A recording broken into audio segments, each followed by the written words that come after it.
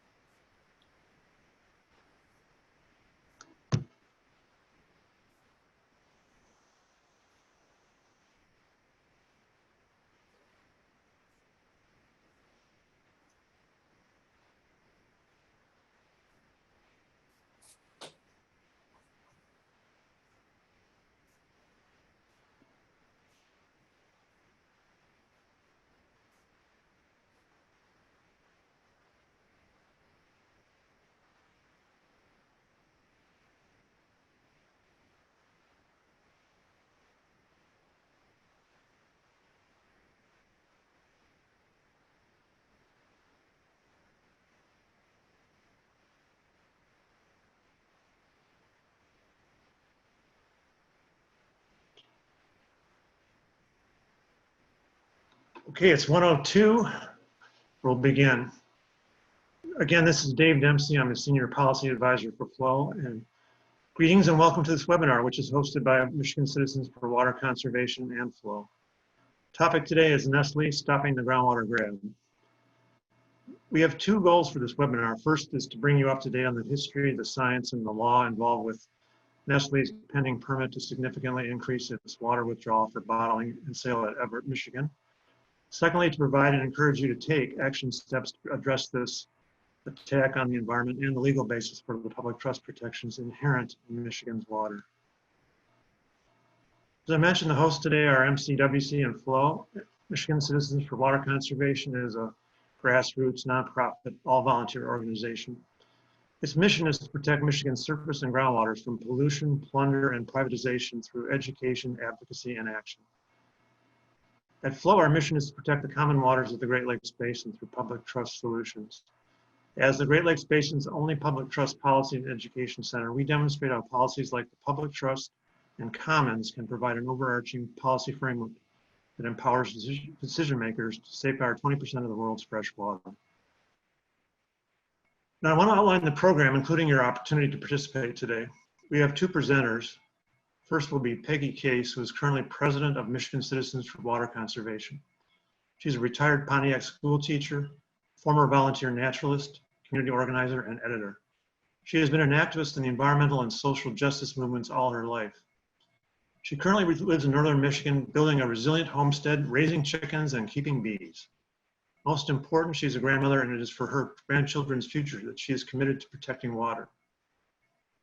The other presenter will be Jim Olson, the founder and president of Flow. I'm sure many of you know all about Jim. He has nearly 40 years of experience as an environmental, water, and public interest law advocate and champion. He's a graduate of Michigan State College of Law and has a degree in public lands, natural resources, and environmental law from the University of Michigan Law School. He received the Champion of Justice Award 2010, one of the highest honors of the Michigan Bar Association. Jim's lectured in Brazil, Canada, and the US, and he's authored numerous articles and essays in 3 books. So we're going to first hear from Peggy and then from Jim, and then we will answer as many questions as possible in the time available to us. We welcome your questions, and we hope to have about a half hour for them after the presentations. But that doesn't mean you need to wait to formulate your questions. You're all muted, so as you formulate questions, feel free to post your questions to chat if you're on Zoom, or through Facebook Live if that's the medium that you're using. We'll try to group the questions and answer those that seem to be on the minds of several of you if there are any. In the chat, you will also find links to the topics mentioned in the Take Action slide, so you can take direct action. I also want to mention that we will have the slide presentations and a recording of the webinar available soon, and we'll let all of you know when they are available. So We'll jump into the program and start with Peggy. Go ahead, Peggy.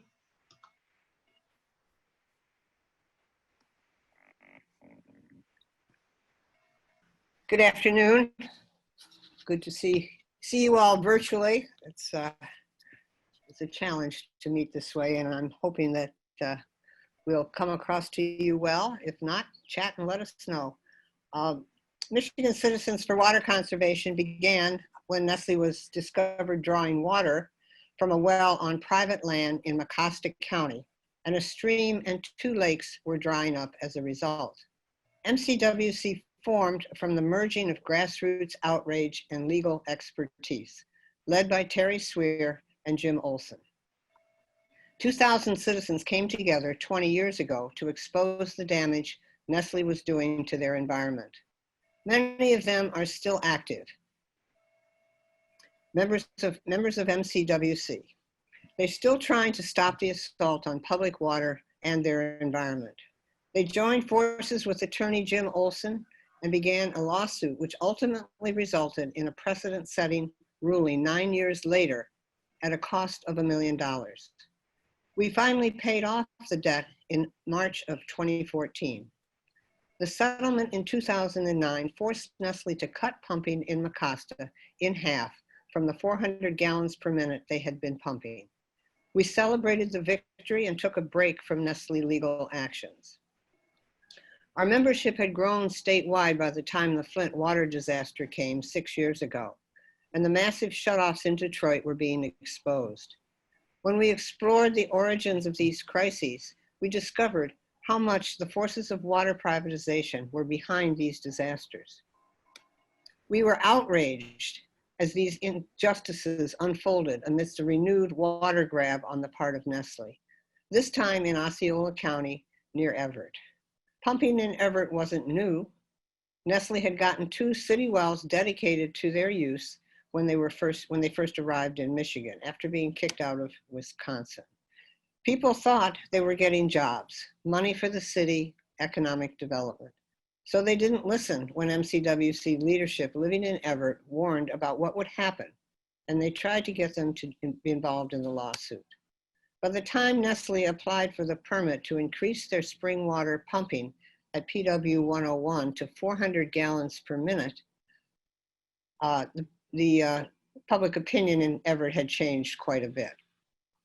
There had been no jobs there, no economic development, and the aquifer was down 14 feet and not recharging. Wells were being compromised, changing from soft water to hard water.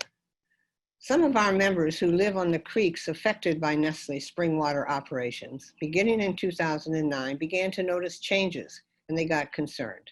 When Nestle began pumping at the White Pine Springs well at the headwaters of Twin and Chippewa Creeks, ponds started drying up. The headwaters turned into a trickle and then dried up. The creeks, which were designated as cold water trout streams, were no longer deep enough to sustain large trout, if any could be found. Mudflats developed where there were once flowing waters. Nestle had managed to add 100 gallons per minute to their original permit in 2015 with no public comment or notice. Now they were asking to go up to 400 gallons per minute, claiming their computer models and dipstick stream monitors, one of which is shown here, showed no damage would occur. In fact, we had been out in the real world for many years looking at those streams, comparing reality to the so-called data Nestle commissioned. An example that we found is seen in several, examples of what we found are seen in several photos that we took in the real world. This next one shows a tributary to Chippewa Creek that Nestle data claimed was running at 90 gallons per minute. It was a stagnant puddle, hard to find. Another shows the headwaters of Twin Creek, bone dry. Then there are the mudflats where Chippewa Creek comes into an impoundment. Once a place for canoeing, the cattails and mudflats have rendered it impossible to use. This is at a time when lakes, rivers, and streams all around the area are overflowing with too much water. Yet the 2 trout streams barely have a few inches in spots, and few trout can survive. We did our own surveys of stream temperatures and depths and sent them to the former DEQ, Department of Environmental Quality, under Snyder. No response. We commissioned an aquatic survey and also finally got Michigan Department of Natural Resources Fisheries to do one of their own. The two mostly agreed. No more large trout found. Again, no response from the state agency. When we learned of the latest permit request in 2016, we mobilized the grassroots supporters from all over the state and gave expression to the outrage over the injustice of Nestle's huge profits from the waters of the commons while Flint was poisoned and Detroit and Flint were shut off of clean water. Nestle was paying $200 administrative fee for 210 million gallons of water, and Detroiters were shut off for an inability to pay for a few thousand gallons. We demanded that Detroiters be given the same rate as Nestle. They might owe about 7 cents a year on their bills. We demanded that the state get Flint new pipes as soon as possible, give bulk water in the meantime under a disaster declaration from the federal government, and return democratic control to the city that had been devastated by emergency managers' bad decisions. We joined with the Council of Canadians, Flint Democracy Defense League, FLOW, and other groups to organize a summit in Flint of water rights groups from around the Great Lakes, with the focus on Nestle and how the dots connected to Flint, Detroit, the crises of First Nations in Canada, and water grabs in Canada. Out of this, we formed the Water is Life Alliance, connecting to groups battling Nestle around the world. We affirmed that we are not alone, and neither are the communities without access to water. The campaign to sell the world on single-use plastic bottles is taking a turn downhill. Nestle's PR campaign to sell our water back to us as a necessity has been matched by the growing awareness of people everywhere that little plastic bottles were never a good idea, and water as a human right requires governing bodies to behave quite differently. We also affirmed that the declaration by the United Nations on the human right to water meant that no one should have their water shut off due to an inability to pay, and the giveaway to Nestle by the state was totally unjust. Corporations may plan ways to control water worldwide, but our alliances and justice movements are planning to continue to stop them. As we opposed the new permit request from Nestle, we gathered 80,000 public and expert comments from all over the state, turning in over 300,000 petition signatures. We forced extension of the comment period 3 times and demanded hearings in 6 locations around the state, including Flint and Detroit. It was the largest response ever received by the DEQ on a permit request. It was clear to many that the Nestle issue wasn't just about one well in Evart. It was about a failure of the state to protect the waters of the commons under the public trust mandate of the Constitution. It was about justice for all citizens and the corporate capture of our government, and about ending the corporate capture of our government. When we finally got only one hearing in Big Rapids, home to Nestle North America, we hired buses to bring citizens from Flint and Detroit to testify with us. 600 people showed up from around the state. All but 3 who testified opposed the permit. It was granted anyway, on April 2nd, 2018. We were forced to file the petition for a contested case hearing with the administrative law judge at the Department of Environmental Quality. We were joined in filing the contested case by the Grand Traverse Band of Ottawa and Chippewa Indians, who sought to defend their treaty rights granted in the Treaty of Washington in 1836. The tribes retained the right to fish, hunt, and gather plants, which are property rights protected by the US Constitution. Those rights are likely to be further impacted by an increase in Nestle's withdrawal. The treaty requires the state to protect resources. Nestle continued to move ahead with plans to increase their pumping throughout the contested case. They applied for a permit from the township to build a booster station needed to get the 400 gallons per minute to the trucking station in Evart and then to the bottle plant in Stanwood. The township is zoned and the permit was denied based on their ordinances. Nestle sued this township, which was already in debt, in circuit court. The court ruled against the township. MCWC and other grassroots groups helped raise the money needed to get the township out of debt so they could pursue an appeal. The appeal was filed with the Court of Appeals, Michigan Court of Appeals, and the court overturned the circuit court in a stunning opinion that clarifies Nestle's operation is not an essential public service. They said the law forbids uses in an agricultural district that deplete those land's resources, as Nestle's own data confirmed they would do. The court ruled that PW 101 was not a public water supply, as Nestle claimed.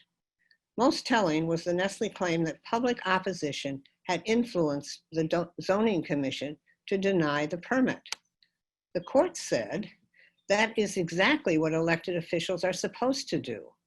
Listen to their constituents. To do anything else would be to violate the law. We can only hope the administration in Lansing takes a look at this advice with regard to the well permit. Nestle chose not to appeal the ruling of the appeals court. 2 years later, and lots more money spent doing the work of the state, the judge has sent the case to the director of Eagle with a proposal to dismiss the contested case and grant Nestle the permit. It sits now on the desk of Lisa Clark, director of Eagle, Environment, Great Lakes, Energy, which is the new DEQ. It's waiting for the new administration, which promised water justice and a return to government by people instead of corporations, to figure out how to deal with the clear public trust responsibility that they have. The law is actually on our side if interpreted correctly. The people are certainly telling us they want Nestle to stop profiting from their misfortunes, including COVID-19. Throughout the legal battles we have engaged in, we have continued to conduct on-the-ground surveys of conditions in the Twin and Chippewa Creek watersheds. We requested for a number of years that the USGS, U.S. Geological Survey, be given the task of monitoring the effects of Nestle's withdrawals. The state has always allowed Nestle to collect its own data and has based its permits on the word of Nestle that their data and computer models were enough. We have consistently questioned that data. Our members have documented the number of times Nestle contractors gathered water level data right after a major storm event in Evart. We have seen the historic water levels recorded on culverts. Shortly after we exposed this information, Nestle offered to replace all the culverts in the township, even the ones that were fairly new. The township turned down the offer. The permit issued for PW 101 comes with strict monitoring conditions, which we applaud. Finally, the USGS is doing the monitoring of water levels, although we don't think they placed their new monitoring devices in quite the right spots. But should there be problems, Nestle would only have to reduce pumping to the level of 250 gallons per minute, rather than the 150 they were originally authorized for. This is unacceptable. The battle is far from over. A coalition of environmental groups is currently campaigning to get the attention of Lisa Clark, Dana Nessel, and Gretchen Whitmer. It is time that they review and change water policy across the board in Michigan. We urge you to visit our websites and respond to the action alerts found there. Request that they pull the permit and begin a fresh approach to water and to justice. They need to hear from us loud and clear. Because Michigan Citizens for Water Conservation has standing in the legal arena on this particular issue, we will continue to seek justice using the various legal and political tools that are available to us. We do carry a large debt, and for an all-volunteer nonprofit group, it's significant. And we hope the movement that we serve will help us cover it so that we can continue the work that we need to do.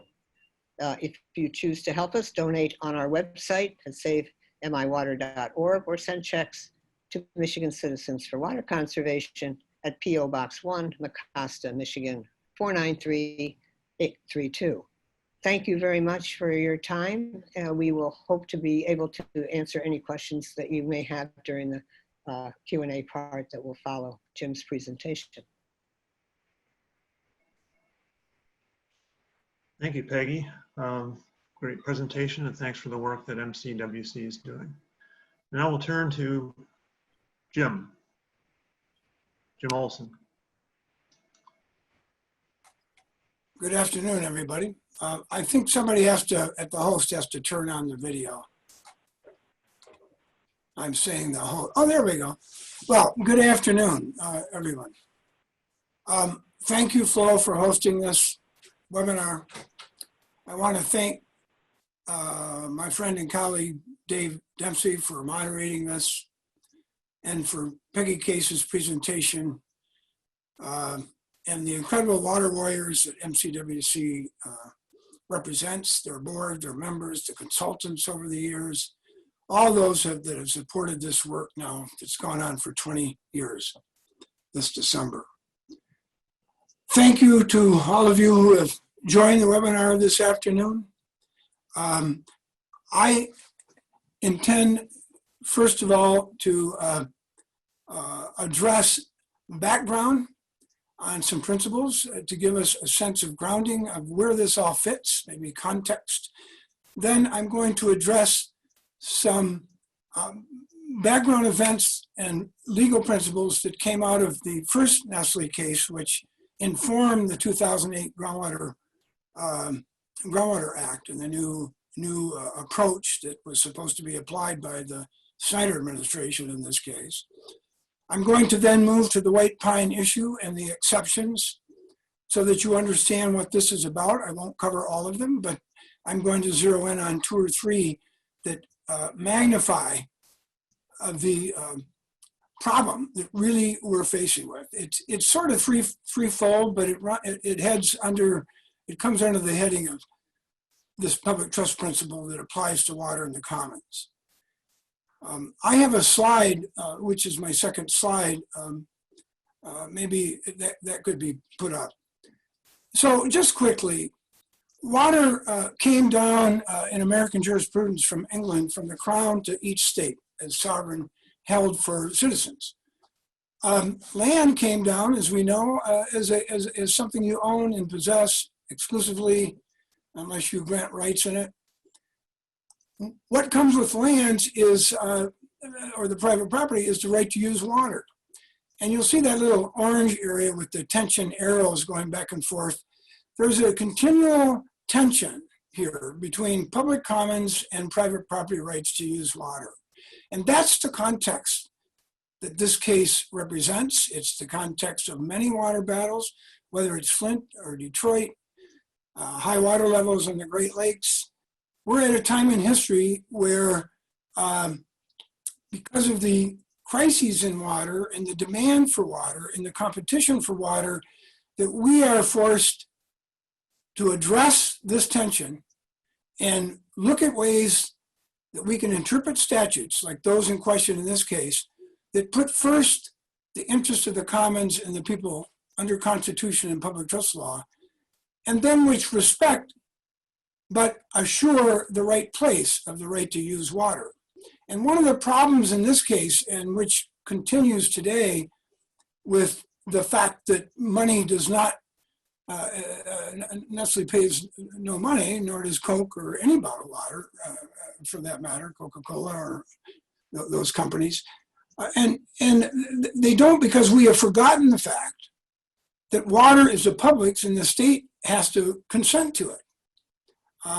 And we suddenly went from water use, reasonable use, to sale of water, and the courts haven't really been prepared and weren't prepared to deal with this. And the first Nestle case in Mecosta County dealt with this. It's the one and only case that went from beginning to end, including appeals to the appellate courts and back to a remand in which the case was settled, in which the limitations were imposed of 100 average of 125 gallons per minute in the summer, 200 and some else at other times of year, which we learn save that stream and a lake. So let's go to slide number 4. And so we've got 3 up here. Arnold v. Mundy, that'll work. So Arnold v. Mundy represented this commons.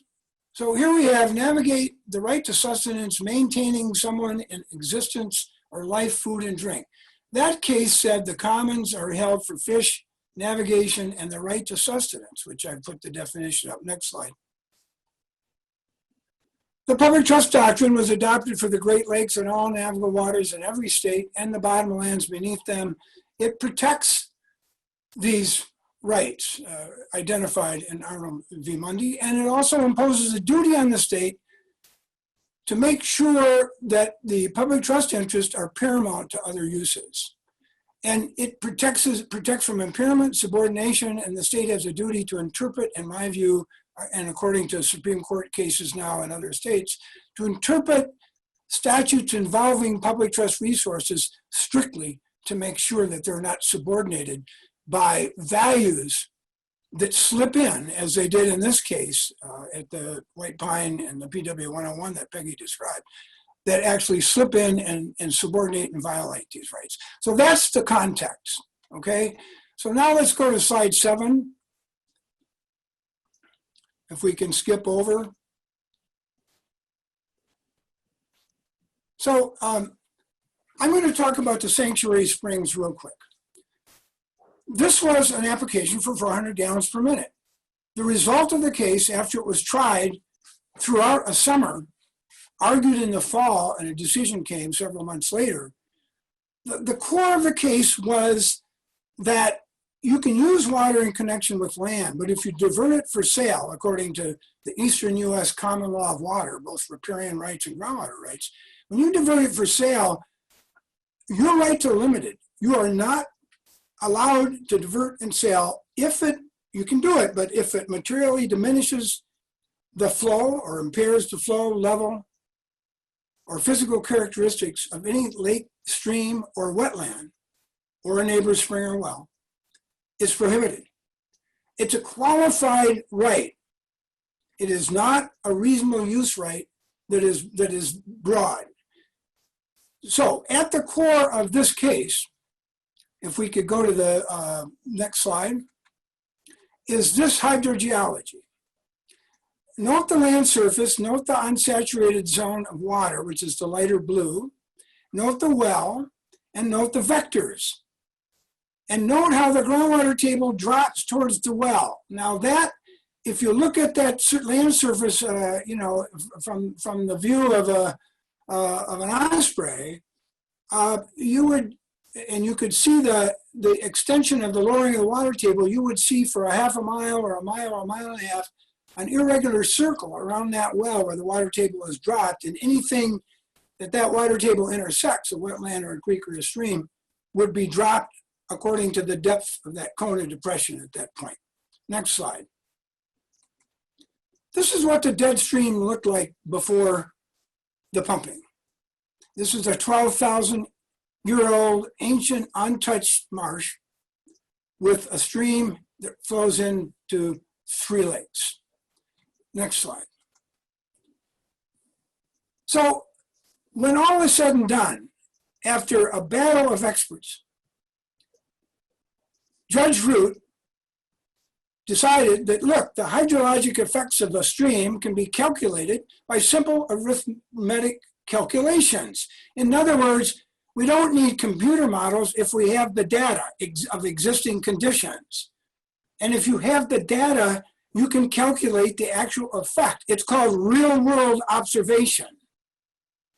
And because of that calculations prepared by Dr. Hyman through what are called rating curves, which we don't go into today, he concluded that the stream would lose a base flow of 28% on average if it was 400 gallons per minute, 2 to 6 inches. If it was 200 gallons per minute, it would be a ratio similar, 15% drop of 1 to 3 inches, still significant impact. Next slide. So he observed, and these are arguments that were made and are part of the background of our groundwater laws and the Safe Drinking Water Act apply in this case.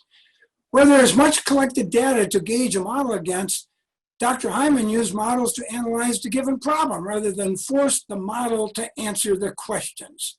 That's my point about the real world aspects of this. This is where it comes down to law and science and integrity. Dr. Andrews' attempt to model a complex hydrogeological environment, the interface of groundwater and surface water, is extremely complex. You can model it, but if you don't do the calculations to verify the model, you end up with the truism, as Judge Root put it, garbage in equals garbage out. Next slide. This is the same area of the dead stream that I showed you before pumping. The model said this would not happen and this was not caused by the model. The calculation said, tied to careful surveys of mean sea level, said this was caused by the pumping. And they were not pumping at 400 gallons per minute here, about 200 on average. Next slide.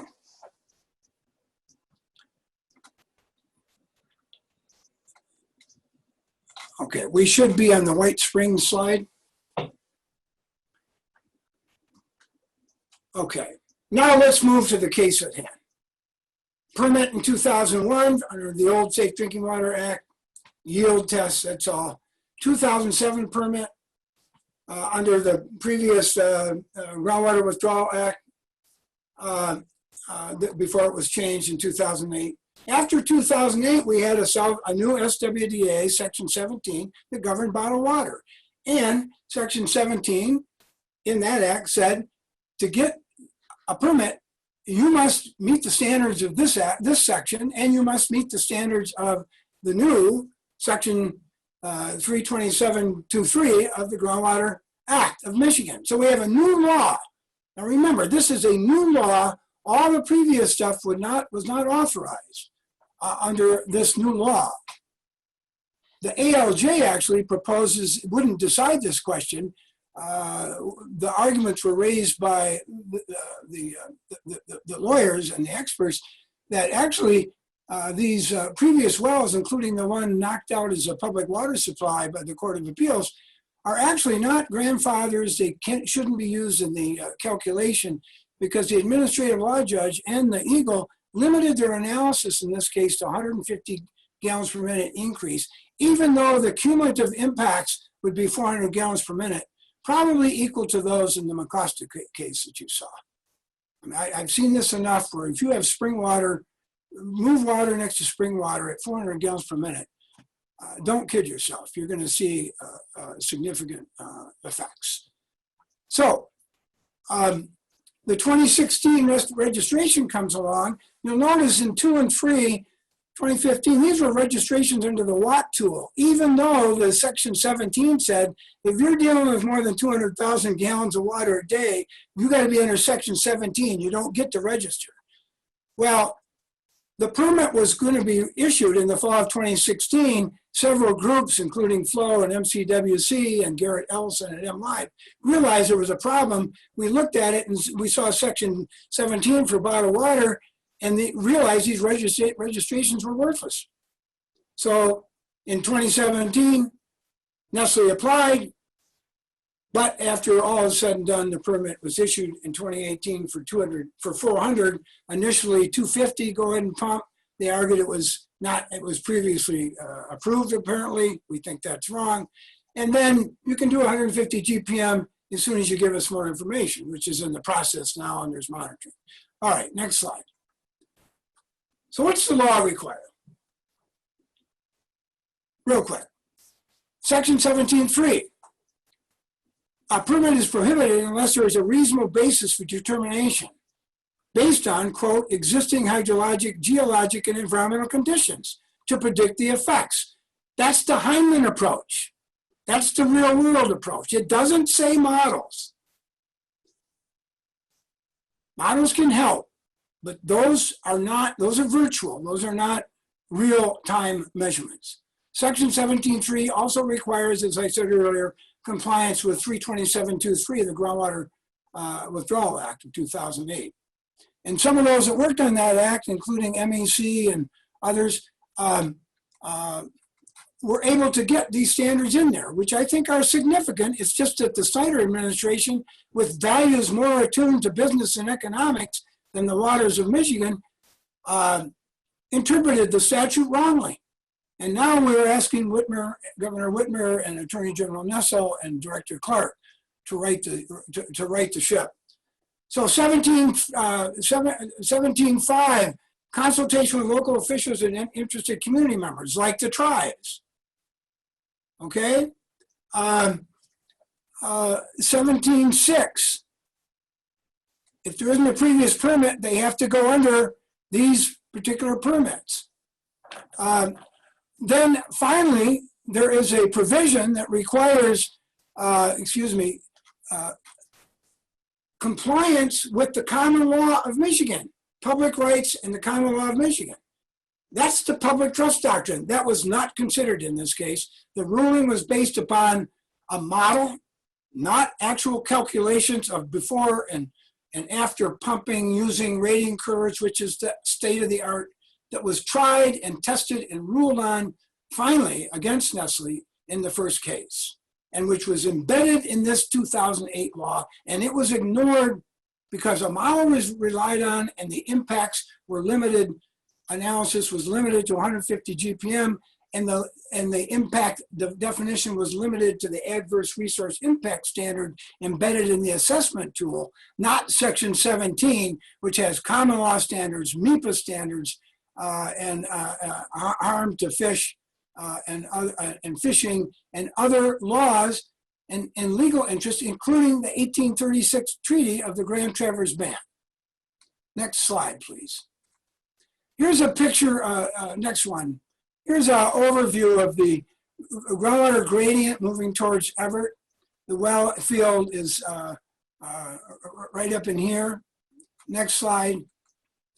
Here's Twin Creek and Chippewa Creek. Notice the complexity. They actually go right next to each other, and the well is right along the divide of the two creek watersheds at the headwater of the one branch of that creek, right near the divide. So there was some modeling here that was fuzzy in terms of whether they were combining the waters of these two or isolating the waters. And that may have also been the problem with the model rather than doing calculations. Just so you know, this is what a rating curve looks like. All right, pumping is plotted against water levels before and after, and when the lines start dropping, you have a significant effect on hydrology. Okay, the exceptions were filed by Ross Hammersley and Rebecca Milliken and Bill Rastetter from the Olson Bizdoc firm. Bill filed on behalf of the Grand Traverse Band, Ross and Rebecca on behalf of MCWC. And these lawyers and the consultants have been working hard from day one and continue to work hard. They have filed exceptions. Now, the ALJ's decision here is a proposal. The final decision is by the director, Liesl Clark. And that final decision must follow the law and be based upon the record. She does not have to follow the ALJ, okay? So here's what's at stake. Without reading through all of this slide, let me just quickly highlight the reliance on the model is contrary to the statute's requirement that there be a reasonable basis for determination based upon existing hydrologic environmental conditions. This is because sound science, litigated in the first case, embedded in this statute, said that you cannot use a model, particularly where you have data, and more so where you have observed harm, like Peggy Case demonstrated with some of these photos and on-the-ground scientists, citizen scientists that have watched this. When you have that, the model doesn't work. You have to use calculations to verify the model, or the decision does not have a reasonable basis. This is the core issue in this case. I'm sorry that it's scientific and legal, but what it means is that every high-capacity well in the future in Michigan will cause harm or greater harm than what the model will tell you if we do not insist on the interpretation of this statute as I've just explained it. Secondly, the limitation of the adverse resource impact definition and the assessment tool narrowed the duty under public trust in the common law and the duty under the treaty. The ALJ should not have made a decision that Nestle was in compliance with common law, treaty rights, public trust, because it was not tried, because the parties agreed to put that aside to try those issues at a later date. Yet he went ahead and did it. We need to have this remanded and corrected. Also, the MIPA duty of considering effects, along with considering effects on the public trust and wetlands and the Treaty of 1836, which has a non-diminishment standard, were likewise not made correctly and were not based upon actual data to determine the effect and the impact. That's what this case is about. Dr. Hyman says it all.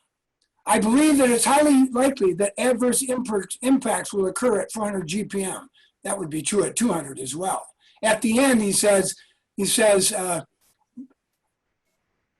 I note in this opinion on extrapolating from the results presented in the reports, the modeling conducted for Nestle is inadequate to determine those impacts will occur.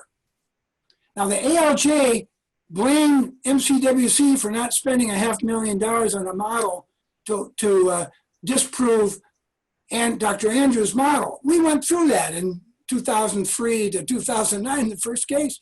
The reality is, when you have this kind of a situation, it's not model versus model. The statute, why would the statute be interpreted to put $500,000 for a citizen group to file a contested case when they're seeing their streams impacted by pumping? It's illogical. It violates the rule of law. It goes against the duty to interpret public trust interest in the waters that run through the state of Michigan and beyond in ways that first protect them and then allow the use of water for legitimate, reasonable purposes. Please put the next slide up. I'll end here where we started. This is the battle. This is why this case is important. This is why this case has to be decided by the Director Clark in a way that addresses the problems of the previous administration, the loose interpretation, and the things that I've described. In closing, I would just like to say that the faces of privatization and the impacts from water, whether it's water levels, whether it's Detroit and Flint, whether it's MCWC and the people in Evart or Mecosta County, or the tribes, or indigenous people, or Bangladesh, whether it's climate, or COVID, or now racial exposure, water runs through all of this. And if we stand by the value that's set for water in our heritage and set by the statutes that enunciate the principles, if we stand for principle, we will make decisions based on reality, not virtual reality, like a model. This is the direction, and this is what I think needs to happen with respect to this case. And thank you.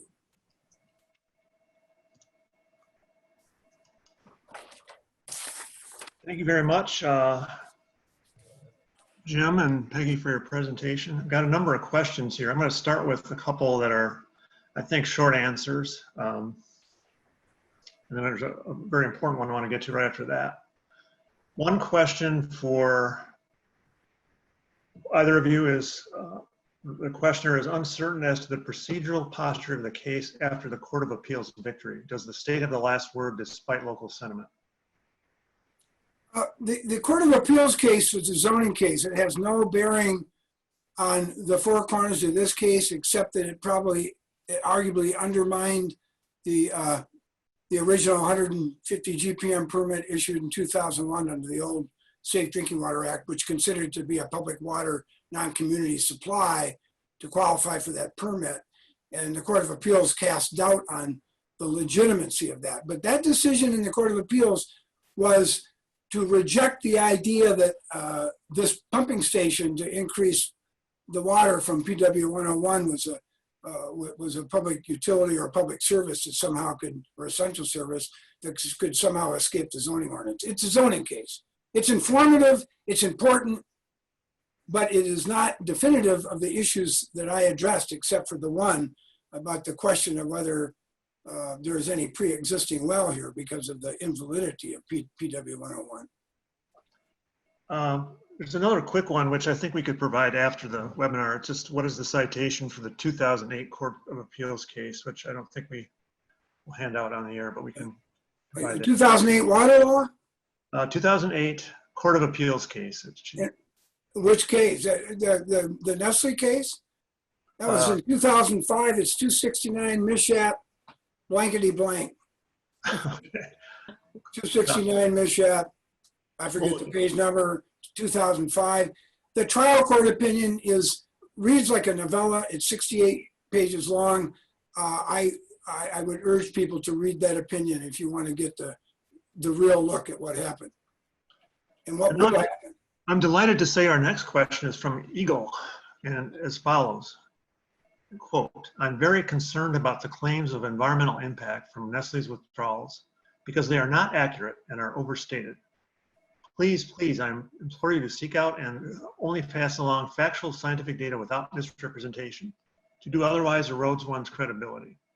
So I don't know which one of you wants to take that on. I'd like to start on that one. I would like to ask Eagle when they visited the site to determine that our data is not accurate.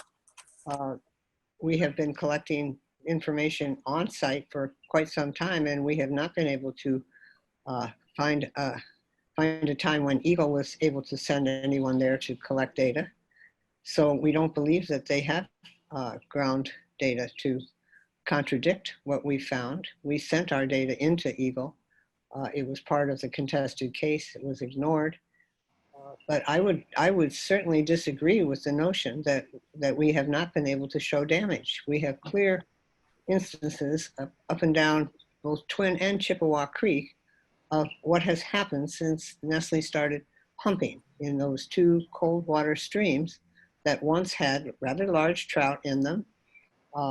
We have compared our data to data that was collected by state agencies a long time ago in terms of fisheries data, and we don't have any reason to believe that we're not doing a good job of that. We don't base our information on computer models. We just go to the sites and see what's going on. And our members live on these creeks. Remember, they've been there for all of their lives. They've been there 20 years and more. They live there. They know what's going on. One of our longtime members is on Twin Creek and another on Chippewa Creek, and other members live in the community, and their ponds have been affected, their wells have been affected. I think Eagle needs to come and visit us. Jim, do you have anything to say on that? Yeah, so I want to, first of all, thanks for the question. Here's what it pinpoints to me, and I thought about this last night, and reading over the previous litigation and understanding the hydrology and effects. So the rules are this, and this is the science, and it's embedded in the 2008 water law, section 17, and or SWDA and the section 32723. So the hydrologic effects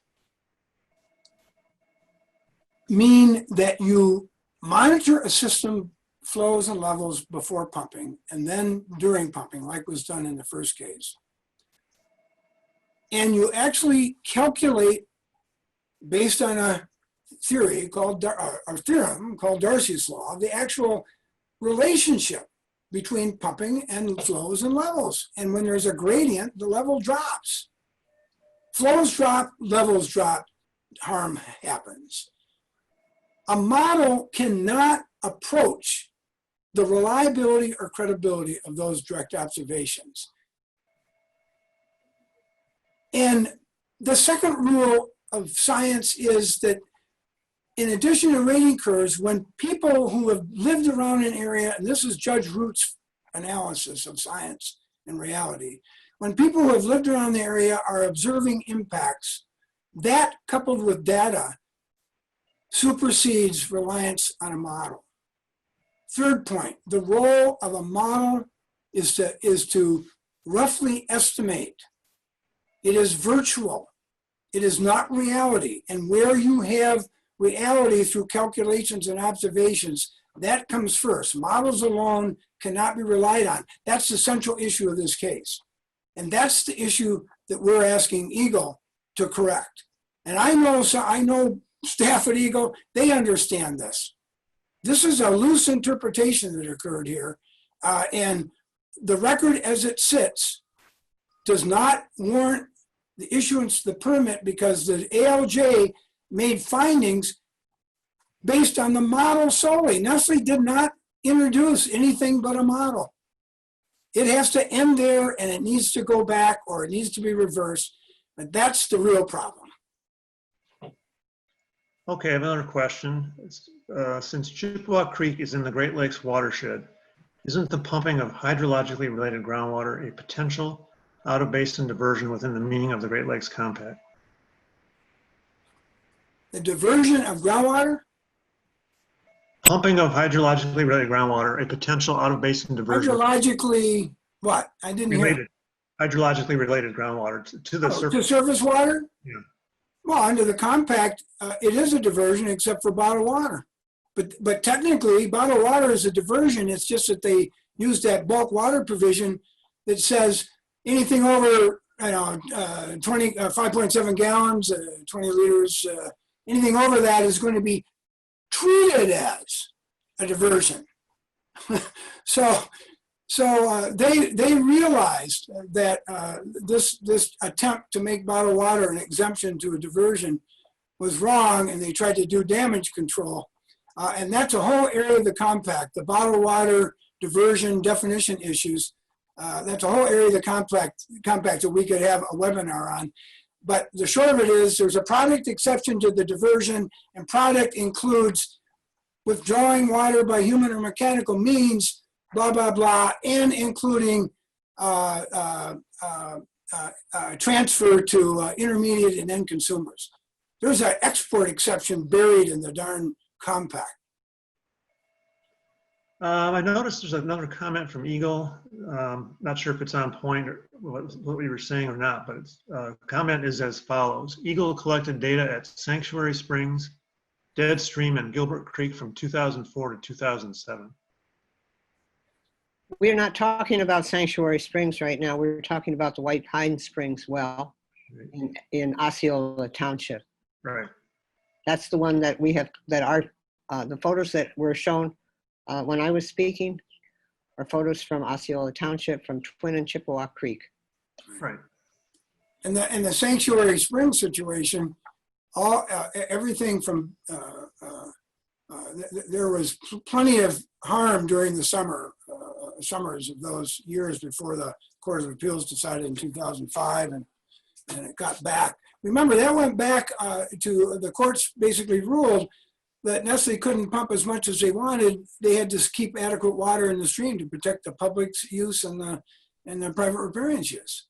So rather than try that issue all over again for 10 days, the parties entered into a consent order, which, by the way, is not based upon modeling. It's based upon pumping flows and levels because it gives us the real facts to make sure that the standards contained in the consent judgment are met. Peggy, there's a question for you. Has your organization had similar experiences from other water bottling or otherwise packaging companies? As Flo? That's for Peggy. Oh, Peggy, okay. Yeah, we haven't. And I'm not sure what the question actually refers to. We have not been contesting the withdrawals of any other bottling companies. We have focused on Nestle. That's because Nestle is in the territory where many of our members live. So we recognize that there are other bottled water companies operating in the state. They're much smaller than Nestle. We know that, for example, Pepsi and Coke operate also, but they are mostly tapping into municipal water systems rather than spring water outlets. So we have not focused on any of those others at this time. Well, yeah, and historically, Terry Swear and MCWC historically, and Peg carries on the tradition with her work, did work closely with the people in Maine at times and those at Mount Shasta in California. The issues are quite the same, and the law is different in some states, but the actual issues are really quite similar hydrologically and impact-wise. I might just say that the thing in Michigan is, it's not that it's, I mean, for some people it's because it's Nestle. The reality is, on fact and law, is this is spring water. The FDA says if you put spring water in the bottle, you have to prove that every water you take out of the groundwater every gallon you take out of the groundwater is a gallon out of the stream. I mean, talk about a FDA reg for marketing purposes that shoots ourselves in the feet. That does. That's a real problem. It forces people who, like Nestle, that want spring water, which they think is a market niche. That's the only reason they're doing it. It forces them to go to headwater creek areas, and they're the most sensitive. The further downstream you go, it's not an impact question, it's a privatization question. Dave, I would just add that we do work with other groups that are working to oppose Nestle in other places. We work with groups in Canada, and we have been in touch with the people in Florida who are opposing Nestle, and people in Europe. So it's an international issue also. So we are in those networks, but they are focused at the moment primarily on Nestle, but the ultimate focus is on water privatization. Nestle is just the most obvious prime example of how that can damage communities in everywhere they go. So Africa is. We got about 2 minutes left, so I'm going to pass along one more question that hopefully can be answered quickly, and then we'll wrap up. I think this one is for Jim. It refers to one of your diagrams. It says, in the orange area, how do you interpret the agencies or forces holding or letting up the green and blue walls? Yeah, David, I don't know why. I apologize. I even have my hearing aid in. Would you say the question again? Yeah, in the orange area on your diagram, yeah. How do you interpret the agencies or forces holding or letting up the green and blue walls? Yeah, the agency's interpretation is twofold, in my view. One is it has to interpret the Constitution and the laws of the state that they're in, like Michigan's Article 452, Article 451, paramount natural resources and water, paramount health, and MIPA puts a duty on any decision they make. You have to prevent and minimize harm. And the common law public trust doctrine says two things. In any statute affecting water, you have to interpret because of the public trust doctrine. And Wisconsin Supreme Court, the Lake Beulah case in 2011, the Attorney General call of Wisconsin just issued a decision or an opinion of Attorney General, formal opinion a couple of weeks ago or so, basically said, look, the common law of public trust doctrine has two roles. One is it's a limitation on the encroachment of private use that would subordinate the commons and public trust. Just your question that you asked. And secondly, when state officials, like the Wisconsin DNR, and I would say more so under the strong public trust, MIPA, and constitutional provisions in Michigan, the state officials and staff have the obligation and the right to protect the commons and public trust, because under public trust law, that's paramount. And under our Constitution, that's paramount. So that informs you on if you have an interpretation to make of a statute, and it's not clearly one way, you have to interpret it in favor of the public trust duty. Otherwise, you're allowing that orange area to move to the left. And this tension is so critical worldwide, locally, in each watershed, and that's why I've tried to draw this so that we have something to look at. And it's not that private property rights are bad. When you own a piece of land, you have a right to reasonable use of that water in connection with your land. You're a farmer, have a golf course, a ski resort, a manufacturing company. You have a right to reasonable use of the water, but you don't have an excessive right to use, and you don't have a right to sell it. And you don't necessarily have a right to divert it under Schenck versus Ann Arbor in Michigan, a 1917 Supreme Court case, which was not overruled by the Court of Appeals in 2005 in the first MCWC Nestle case. It says you can't divert water for sale off track if it's going to materially diminish. So we have standards in Michigan that can uphold the integrity of the interpretation of common law and the statutes, such as the existing conditions requirements for the 2008 GWA. We have a very strong basis in Michigan to uphold that and not allow models to slip in as if they're the definitive basis of the future of water and public trust and even the reasonable use of others. Listen, there are people on a stream here that have reasonable use. It's not just that reasonable use of water is to sell it, because when you sell water, you're allowing the world to compete. All the demand in the world is competing with those of us that live in watersheds, those of us who farm and run businesses. Do we want the law to be interpreted so broadly that we're competing with the water in your watersheds with the rest of the world? I don't think so.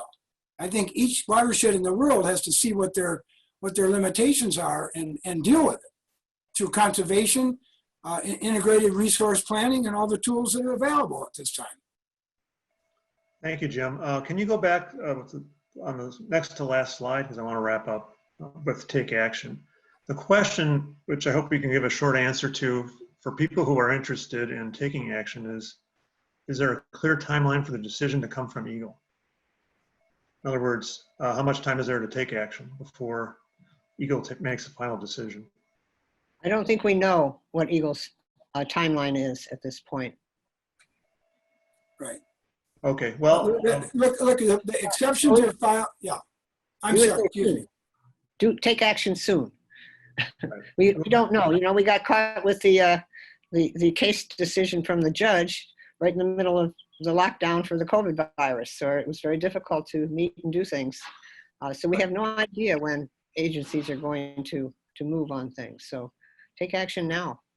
We've put the links in the chat, but I think also when we are able to distribute the slides in PDF format, they'll have a link, hyperlinks to the action tab. So I just wanted to thank everybody for being part of this webinar. Hope you found it interesting and stimulating to take action as well. And appreciate thanks to all of you as well as to Peggy and Jim for their very interesting and helpful presentations today. So again, we will have follow-up materials available, and we'll let you know the slides and a recording. And thanks again for everybody for participating.